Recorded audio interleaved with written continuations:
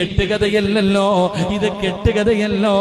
ആകാശത്തിലൂടെ പോകുന്ന പറവകൾ പോലും കരിഞ്ഞു വീഴുന്ന ഭയാനകമായ തീക്കുണ്ടാരത്തിന്റെ അകത്ത് ദിവസങ്ങളോളം 40ഓളം ദിവസങ്ങൾ അതിനകത്ത് കിടന്നിട്ട് ഒരു രോമം പോലും കരിയാതെ ഇബ്രാഹിം നബി അലൈഹിസ്സലാം തിരിച്ചു വരികയാണ്.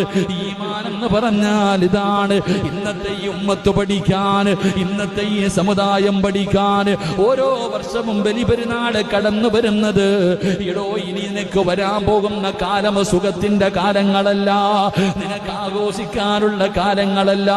ഓരോ വർഷം കഴിയുമ്പോഴും പീഡനങ്ങളും ത്യാഗങ്ങളും ദുരിതങ്ങളും ദുഃഖങ്ങളും നിന്നെ തേടി തേടി വരികയാണ്. അതുകൊണ്ട് നിന്റെ ഈമാനിനെ ഒന്ന് പുതുപ്പിക്ക്, നിന്റെ ഈമാനിനെ ഒന്ന് പുതുക്ക്, നിന്റെ ഈമാനിനെ നീ ഒന്നുറപ്പിക്ക്.